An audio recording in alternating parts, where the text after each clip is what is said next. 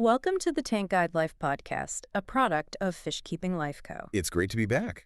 Today, we're really diving into probably the single biggest source of anxiety for anyone new to the freshwater hobby. Oh, absolutely. And that's you, the listener who just wants to get informed, get it right, and not get overwhelmed. Yeah, that's the goal.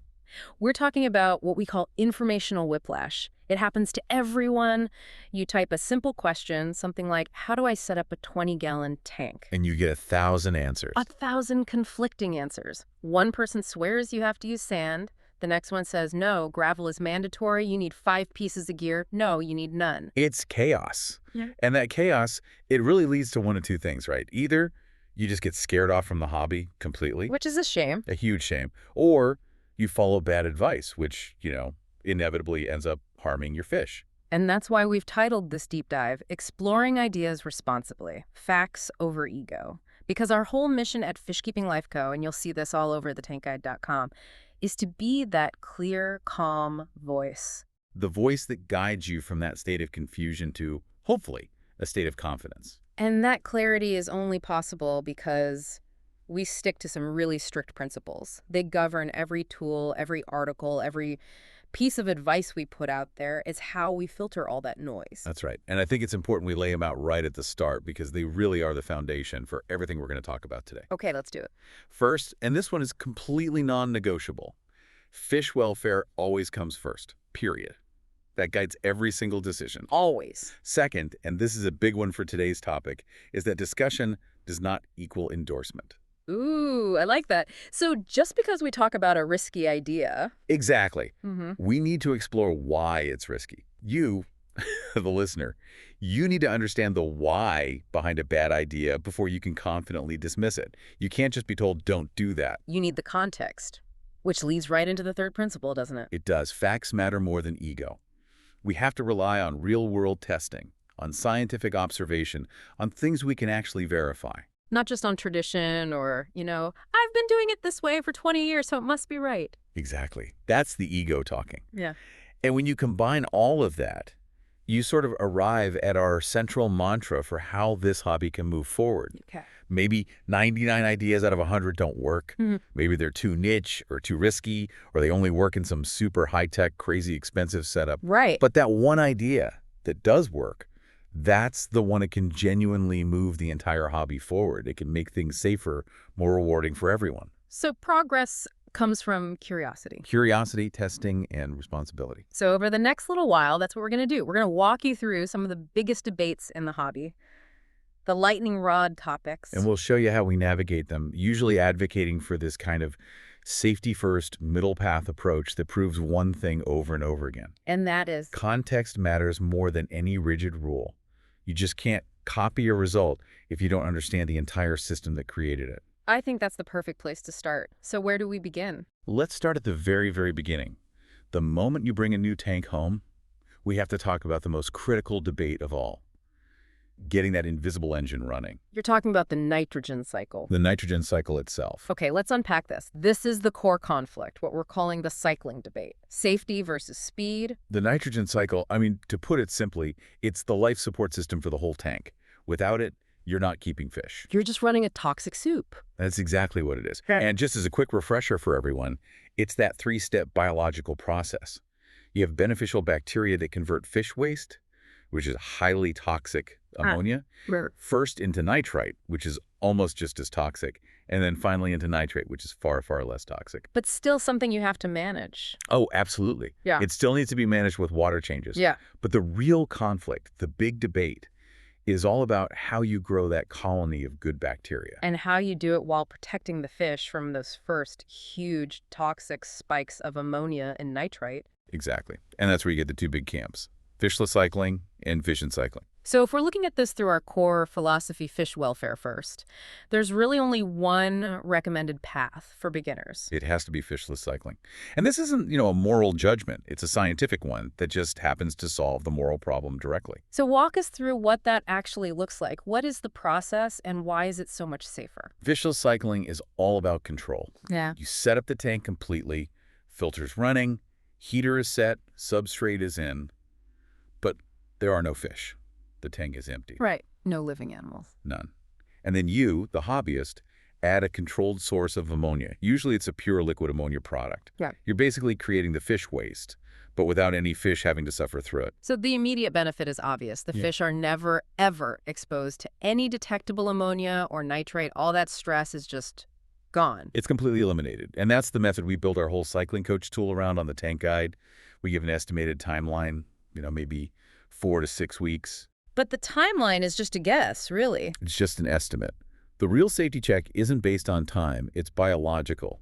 It's a test. And that leads to what we call the ultimate proof that your filter is mature, the 24-hour challenge. This is the non-negotiable part. This is where you move from theory, I think my tank is cycled, to confirmed biological capacity. Okay, so walk us through the specifics, because this is where the science gets really clear and removes all the guesswork. Right.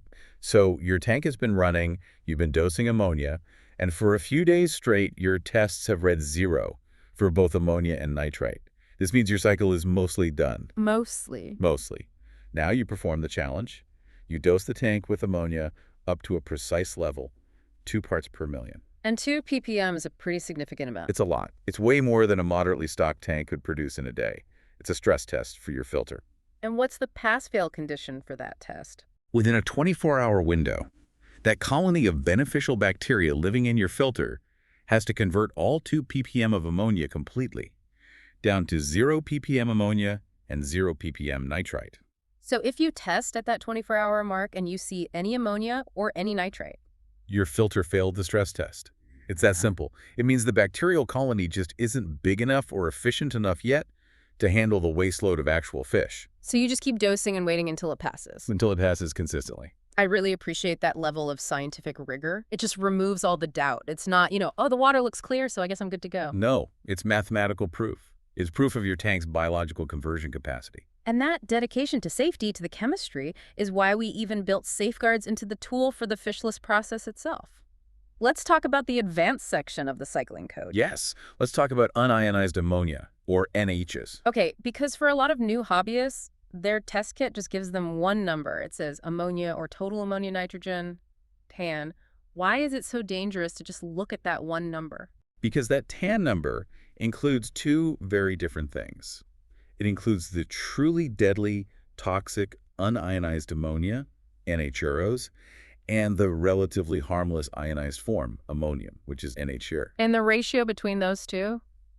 It's not fixed? Not at all. It shifts wildly based on 2 critical factors in your tank. Okay. The water's pH and its temperature. I see people arguing about this in forums all the time. Oh, 1 ppm is fine. No, 1 ppm will kill your fish. But it sounds like the context of the water itself is what really matters. It's everything. It's the whole story. If you have, say, low pH acidic water and a lower temperature, most of that TAN is going to be in that safer ammonium form. Okay. But here's where it gets really dangerous. As your pH rises, so as your water becomes more alkaline, as your temperature goes up, that chemical balance shifts. And it pushes more and more of your total ammonia into that toxic NH form. Can you give us a practical example, like a real-world scenario to show the danger? Sure. Let's imagine you're cycling a tropical tank. It's at 78 degrees F, and your pH is a neutral 7.0. If your test kit reads 1 ppm of total ammonia, only about 0.006 ppm of that is the toxic NH form. That's generally not a huge deal. Okay, manageable. Now, let's take a worst-case beginner scenario. Their tank is a little too warm, maybe 82 degrees F, and their tap water is naturally high in pH, let's say 8.0.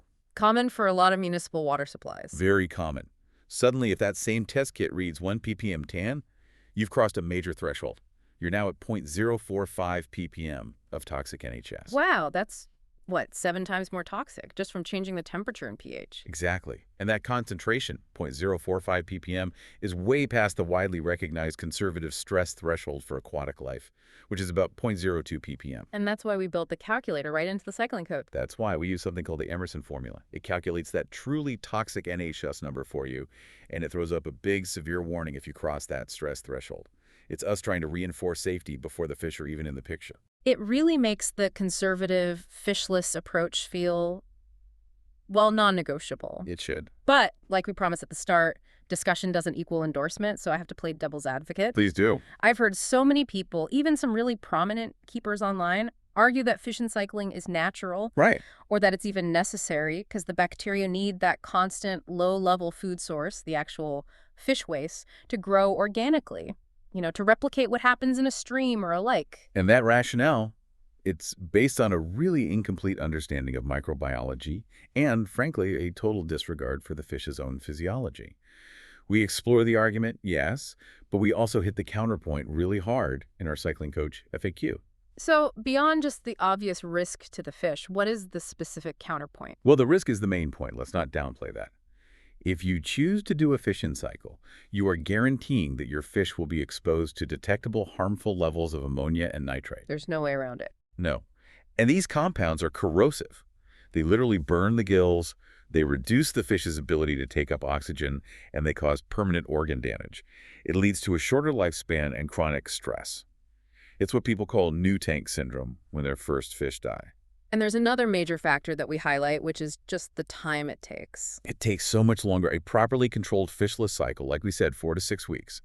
A fish-in cycle, because you have to keep doing large water changes to keep the fish from dying. You're constantly diluting their food source. You're constantly removing the ammonia the bacteria need to grow, so it can easily drag on for 6-8 weeks, sometimes even longer.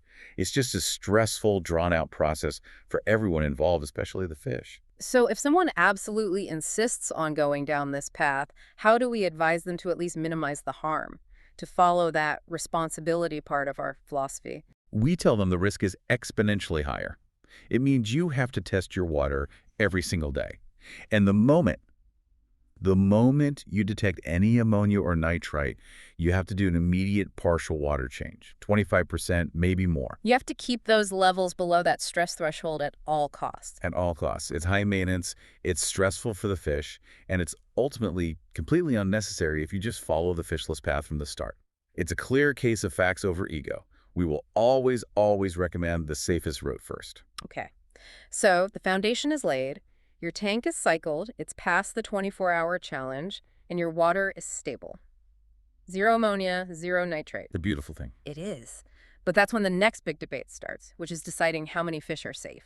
We're shifting from chemical stability now to managing the biological load. Right. And this is where we have to talk about the most enduring and probably the most dangerous myth in the entire hobby. You're talking about the 1 inch of fish per gallon rule. I am. Everyone's heard it. And almost everyone who's been in the hobby for more than a few months realizes pretty quickly that it just completely falls apart. It's the perfect example of a rule that only became popular because it was simple. 10-gallon tank, 10 1-inch fish. The math is easy. And that simplicity is its fatal flaw. Yeah. It's so dangerous because it makes these 3 huge, scientifically incorrect assumptions. It assumes all fish of the same length produce the same waste, use the same oxygen, and need the same filter. It ignores everything that actually matters. Activity, body mass, bioload. It ignores all of it. I think we need some concrete examples here because this can be a real aha moment for people. How does a fish's shape and metabolism make simple length totally irrelevant? Okay, let's compare 2 classic fish. Think about a young, 2-inch long, slow-moving, fancy goldfish. Okay. Now compare that to a sleek, 2-inch long corridors catfish zipping along the bottom. The inch per gallon rule says they're equal. They both take up 2 inches of your stocking limit. But they're not equal at all, are they? Not even close. The goldfish is thick-bodied, it's a messy eater, it produces a massive amount of waste, it has a high metabolic rate.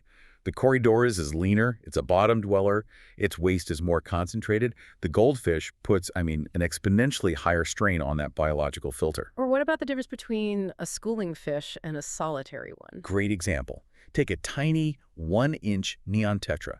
Now compare it to a 2-inch giant danio. The giant danio is like a torpedo. It's incredibly active, swimming constantly, and it needs a ton of open space. It's burning a lot of calories. A lot. It eats more, it breathes more, and it produces waste that's proportional to that high activity level. If you just stock by length, you might think you can have a huge school of them, but you'll crash your filter because the bioload, the actual waste generation, is off the charts. So the science-based solution we use on the tank guide is the stocking advisor, and it basically throws that length rule right out the window. Completely. It focuses only on what actually matters, which is bioload modeling. And bioload is the metric. It's the only metric that matters. It's the total sum of all the waste, the respiration, the uneaten food, everything your filter has to process in a 24-hour period. Our stocking advisor is basically an algorithm built on those principles. And it uses some complex conservative estimates. Talk a bit about those activity multipliers. How do you actually quantify the metabolic burden of a Danio versus, say, a gourami of a similar size? We use established data from husbandry manuals and species-specific profiles. We assign a higher waste multiplier to fish that are known to be really active swimmers or heavy eaters. So the Danio gets a higher score. The Danio, because of that constant movement, gets a much higher effective bioload score than a slow-moving, labyrinth-breathing gourami, even if they look about the same size to your eye. The tool then takes that total calculated bioload and checks it against your tank size and your filter's GPH rating. And I think it's crucial to point out that these estimates are intentionally conservative. Why do we build in that extra margin of error? For safety, always. The advice is designed to keep you safe, even if your filter media isn't perfectly optimal, or if your tank is still pretty new and the filter hasn't hit its peak maturity. So conservative means we're basically assuming a higher level of waste than what might actually happen on an average day. That's it exactly. That buffer, that margin, it ensures that when things inevitably go a little wrong, you overfeed one day, you're a day late on a water change, the filter has the reserve capacity to handle that spike without stressing or killing your fish. Okay, but stocking isn't just about the numbers and the bioload. It's about whether the fish can actually live together peacefully. Of course. The stocking advisor also acts as a really powerful safeguard for compatibility in the environment. Absolutely. Stocking a tank is like designing a tiny ecosystem. First, you have the compatibility warnings. This is where facts have to trump ego. You might love the look of a beautiful, long-finned angelfish. They're stunning. They are. But if you try to pair it with a known fin nipper, like an aggressive tiger barb, the tool is going to throw up a severe warning. And those warnings are based on verified behavioral profiles. We don't want you making an emotional choice that ends with a fish being harassed to death. And then there's the second layer of protection, which deals with the water chemistry itself. Let's talk about pH, KH, and GH. For a beginner, those acronyms can just sound like a foreign language. Let's break them down really simply. Yeah. pH is just how acidic or alkaline your water is. Okay. GH, or general hardness, measures minerals like calcium and magnesium. It's what makes water hard or soft. Right. And KH, carbonate hardness, measures the alkalinity. And this is the important part. KH acts as the water's buffer. It prevents your pH from suddenly crashing. All three are critical because different fish evolved in totally different water conditions around the world. So if I go into the tool and I pick a fish that needs super soft, acidic water, low GH, low pH, and then I try to pair it with a fish that needs hard alkaline water, the stocking advisor flags it immediately. It will show you the required environmental ranges for every fish you've selected, and it will highlight where there's no safe overlap. it stops you from making that classic ego-driven mistake of trying to force a softwater discus to live with a hardwater African cichlid. Exactly, because no amount of filtration is going to fix fundamentally incompatible water chemistry. You're just forcing one or both of those fish to live in a constant state of stress, and that violates our first principle, welfare first. And this is where the transparency is important. Because an experienced keeper can technically bypass those warnings, can't they? They can, yes, but it comes with a massive digital warning sign attached. We allow the override because we have to acknowledge that a really advanced keeper might be using, say, reverse osmosis water and remineralizing it to hit a very specific chemical target. But for the beginner... For the beginner, we strongly recommend you follow the safeguards. The tool is your responsible guide. It confirms that context, your ability to manage advanced chemistry matters more than just liking the look of a fish. If you don't have that context, you stick to the safe path. Okay. So the tank is stable. It's stocked conservatively. Now the long haul begins. Maintenance. Yep. And this is where people start looking for shortcuts. Which leads us right into Section 3, the maintenance and substrate wars. This is where the online debates get really intense, because they all center on the one chore nobody in the hobby really likes to do. The weekly water change. The weekly water change. Let's start with controversy number 3. The argument for low or even no water change systems. You see the YouTube videos all the time. These incredibly lush, dense, planted tanks or tanks with super advanced filtration. And the claim is that they've completely eliminated the need for that 25% weekly water change. So what's our traditional FKL Co. stance on this, rooted in the science? Our stance is non-negotiable on this one core point. Nitrate must be managed. Your biological filter produces nitrate. That's its job. And chronic high levels of nitrate will still stress your fish and stunt your plants. So nitrate removal requires? Nitrate removal requires regular water changes. It's the simplest, most effective method. Our cycling coach, our daily tank journals, they all emphasize logging that weekly water change as a core safety habit. But, true to our principle, discussion before dismissal, we do explore how these systems are supposed to work. We talk about some of the advanced chemical media people use, right? We do. We have resources that discuss products like CHEM Purigen. It's a synthetic polymer that's really good at absorbing dissolved organic compounds. It pulls them out of the water before the bacteria can even turn them into nitrate. It's a great polishing tool. It makes the water crystal clear. It does. But I remember the exact point we made in our blog post about it, and this is so critical for a beginner to understand. Purigen is the polish, not the paint. That's a great way to put it. That's a fantastic supplement. Yeah. But if you are overstocked, if you're not cleaning up debris, if your filter's too small for your bioload, Purigen will get exhausted in days. It will be completely overwhelmed. You can't use a chemical polishing agent to fix a fundamental flaw in your maintenance or your stocking. So how do those successful no water change tanks actually work then, if it's not as simple as just throwing in a bag of Purigen? They require incredibly specific, high-tech, and frankly, high-commitment conditions. It's almost always a heavily planted tank, what you call a Dutch style, or a nature aquarium. With high-intensity lighting. High lighting and, crucially, pressurized co-aero injection. The plants grow so incredibly fast that they become a massive nutrient sink. They were literally consuming the nitrate and other compounds faster than the fish can produce them. So it's not low maintenance at all? Not at all. It's a very delicate, finely balanced ecosystem that requires advanced testing and constant tweaking. If you blindly copy the idea, no water changes, without replicating the entire complex system, it's a recipe for disaster. Context is everything. And that leads us right into the next controversy, which is often promoted by the same group of people, the debate around deep substrates and anaerobic zones. This is truly getting into high-risk, high-reward territory, and it's something we are extremely cautious about recommending to beginners. So what's the theory? The theory is actually sound.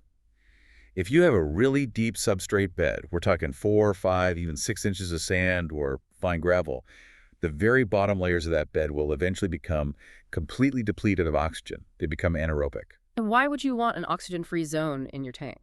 Because there's a special type of bacteria that thrives in that environment, and it performs a process called denitrification. Okay.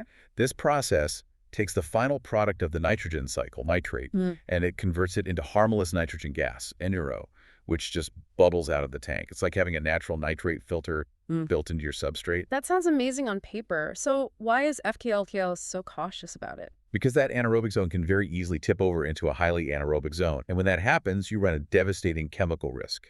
The creation of toxic hydrogen sulfide gas, HERO. The rotten egg gas. I've heard of this. What makes it so dangerous, and why is the risk so high? HEO is a byproduct of other bacteria that take over when oxygen is gone. And there's organic matter decomposing down there. The gas gets trapped in the substrate. And its toxicity to fish is nearly instantaneous. How does it kill them? It attacks them at a cellular level.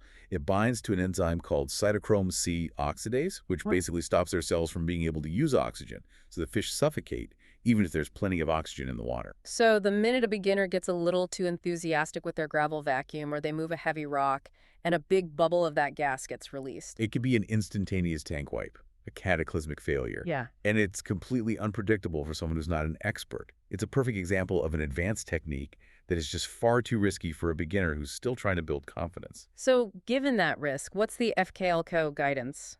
We prioritize predictable, tried-and-true filtration science. We guide people to our university page, which has links to reliable academic resources, like studies from Duke on filter hardware, that detail the predictable roles of mechanical, biological, and chemical filtration inside an external filter. Something you can see, open, and maintain safely. Exactly.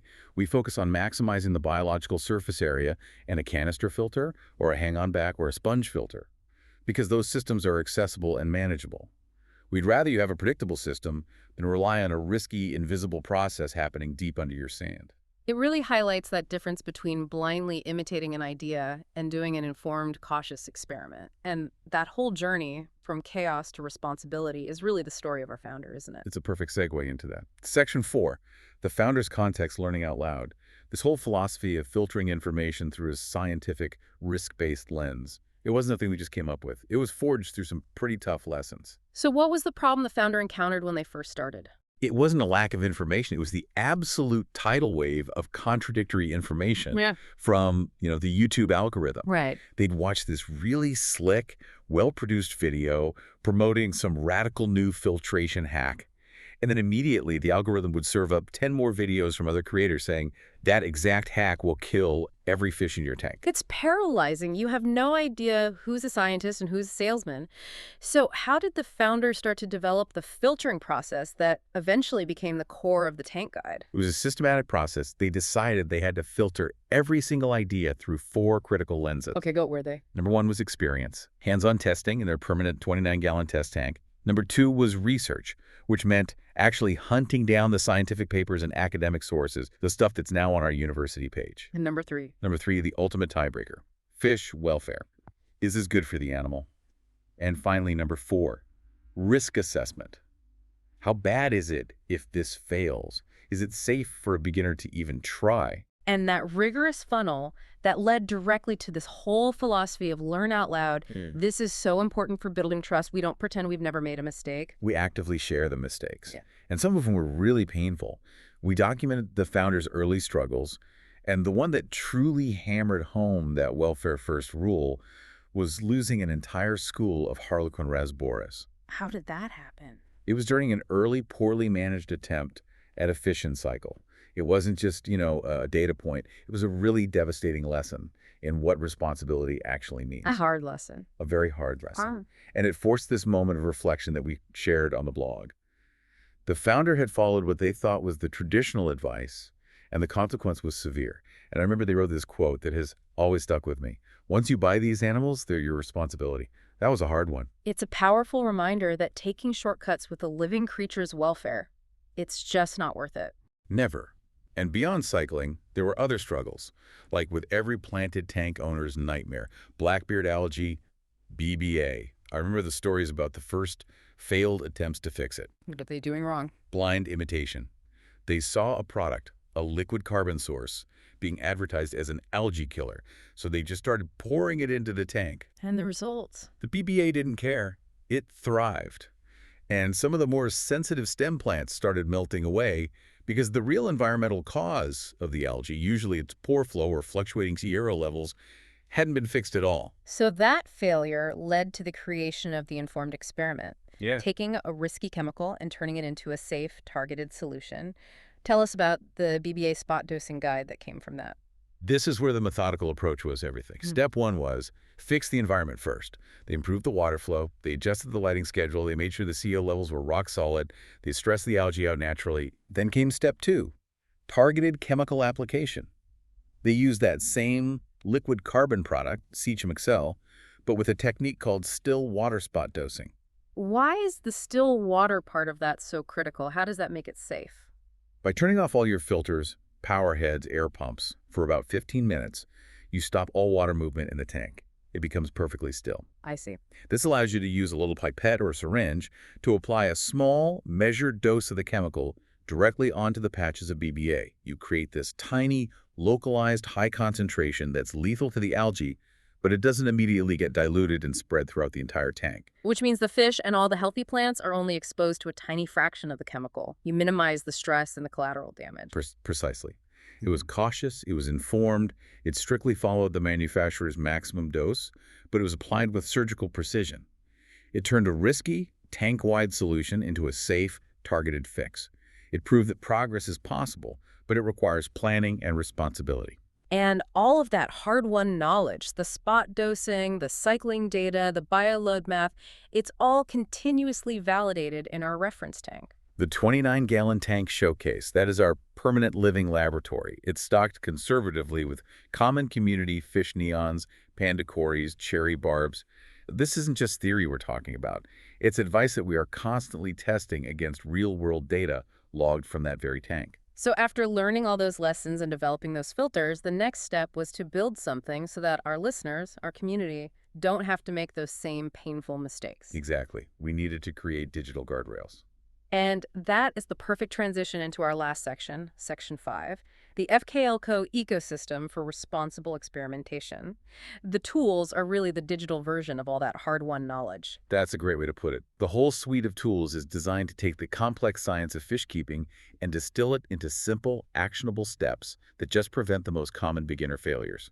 They're your objective reality check. Let's start with the tool that fights the oldest, worst myth in the hobby, the stocking advisor. The stocking advisor is our bioload model made real. It forces you to see that an inch of a goldfish is not the same as an inch of a neon tetra. It checks your fish choices for compatibility, for aggression, for their environmental needs like pH and hardness. It's the safety check that stops you from buying a fish that's doomed from the start. It is. It integrates all those concepts we talked about, metabolism, activity, tank space, into one simple, easy-to-read result. And then there's the foundational tool, the cycling coach. This is the tool that replaces all the stress and guesswork of cycling with a structured learning process. It's built for the fishless method, and it guides you step by step from that first dose of ammonia all the way to passing the final, rigorous 24-hour challenge. It doesn't just track your numbers. No, it tells you what to do next based on your readings. It teaches you the process safely instead of you just vaguely waiting for the numbers to drop to zero. And to make sure the physical equipment can support all those bioload calculations, we have the gear guide. The Gear Guide turns the science into a shopping list. We give you research baselines for your equipment. For example, we recommend a minimum of 5 watts per gallon for your heater to ensure it can keep the temperature stable. And for filtration. We aim for a turnover rate of 5 to 7 times your tank's volume in gallons per hour, or GPH. That GPH recommendation ensures your filter is physically pushing the water through the bacteria colonies enough times per hour to efficiently remove those toxic compounds. So all of these tools, they teach you the how to stock, how to cycle, how to buy gear. But if you want to understand the why, the deeper science, that's what the Learning Library is for. Exactly. We created the university page as our curated hub for the real science. If you want to understand the math behind the Emerson formula, or the geology of water hardness, or why high flow rates are so important, you go there. And we link back to the source material. We link directly to the research from academic institutions like Duke, the University of Florida, Penn State. That's the verifiable backbone for all of our conservative advice. And for the day-to-day practical application, we have the Media Hub and the blogs. That's the Founder's Diary. It's the successes and the failures. That's where you'll find the step-by-step guide for BBA spot dosing. Yeah. Or you can see the actual data logs from the 29-gallon living lab. It's where the theory meets the real world. Now, beyond the digital screen, the ecosystem also includes physical resources on our store page. And these are designed to promote one of the most important habits for long-term success. And that is small habits winning. Consistency over intensity. Every single time in this hobby. And that's why we developed the physical journals. Our daily tank journals, which come in a standard and a planted edition, they give you a structured, screen-free way to log everything. Your water tests, your feeding, your maintenance. Why is that manual step of writing it down so powerful? It forces you to be mindful. When you have to physically write down nitrate, 40 ppm, week after week, you can't ignore the pattern. You're not just relying on your memory. It helps you spot those slow creeps in your parameters before they become a huge problem. And the planted edition is even more detailed. Yeah, it has specific sections for tracking your Curo bubble rate, your lighting schedule, specific nutrient doses. Yeah. It turns the complex art of aquascaping into a manageable, tracked science. We want this to be a two-way street, though. We don't just want to teach the safe path. We want to see and feature what the community is doing. Yes. We absolutely invite you, the listener, to submit your tank on thetankguide.com. We are actively looking for tanks that show off creativity, that show thoughtful experimentation. And that clearly prioritize animal welfare above all else. Absolutely. Maybe you found a really clever, safe way to manage your nitrates that doesn't involve a risky deep sand bed. We want to see it. We want to celebrate users who are applying the science responsibly and sharing their honest lessons with the whole community. That's how we all move forward. So to wrap it all up, in final synthesis, this hobby is full of valid debates, cool niche techniques, and, let's be honest, some outright dangerous myths. The way forward, the way to be confident and safe, isn't by blindly following some guru or an outdated rule like inch per gallon. it's by filtering every single idea. Every idea, whether it's a new filter or a new maintenance philosophy, you have to run it through the lens of research, honest risk assessment, and above all else, putting the well-being of the animals first. That's a perfect summary of the philosophy. But before we go, I want to leave everyone with one final provocative thought, something that builds directly on everything we've talked about today with bioload and filter capacity. Okay, I think I know where this is going. It's the ultimate survival question. It is. We all strive for conservative stocking. But let's be real, sometimes things go wrong. Maybe you have to rescue some fish, maybe you inherit a tank, and you find yourself in a situation where your tank is temporarily but heavily overstocked. A nightmare scenario. It is. So hypothetically, if you were forced into that situation, which single piece of equipment, your filter, your heater, or your air pump, is the absolute most critical piece to maximize your fish's chance of survival? And why does the science support that choice? Wow. Okay, that forces you to ruthlessly prioritize the most immediate threat to life. Exactly. And while a stable temperature from the heater and high oxygen from the air pump are vital for long-term health, the thing that will kill fish the fastest in an overstocked tank is acute chemical poisoning. Ammonia and nitrate spikes. Right. Therefore, the single most critical piece of equipment you have to maximize is the filter. Specifically, its biological capacity and its processing speed. Because that's where the good bacteria live. If the bioload overwhelms that filter, the fish will die from chemical burns and suffocation within days, no matter how perfect the temperature or oxygen level is. The filter is your defense against immediate catastrophic toxicity. It proves that your biological waste processing capacity is more critical than the physical comfort systems when survival is on the line. That's a powerful thought to chew on. It is. So as you plan your next tank, or maybe reassess your current one, keep that in mind. And remember, you can find all the free science-backed tools we talked about today, the stocking advisor, the cycling coach, the gear guide, and our entire learning library, all at thetankguide.com. Go check out the university page if you want to do your own deep dive into the research, or head over to the SOAR page to see how our physical journals, like the Daily Tank Journal, can help you build those small, consistent, winning habits. And please take a moment to follow the Tank Guide Life podcast. If you got value out of this deep dive, leave us a 5-star rating wherever you're listening. Like, comment, subscribe on all our platforms. It really does help other people who are confused find their way to confidence. And one last crucial reminder. Our launch giveaway is ending very soon, before the end of this month. To enter, all you have to do is comment the keyword FKLCTTG, that's FKLC_TTG, or use the hashtag FKLCTTG on any of our social media platforms. We're tracking them everywhere, so the more places you engage, the higher your visibility. Winners will be contacted directly, and will have 48 hours to respond to claim their prize, which is your choice of one of our physical journals or coloring books. Thank you for joining us for this deep dive. We really hope it empowers you to approach the hobby with curiosity, with knowledge, and above all, with responsibility.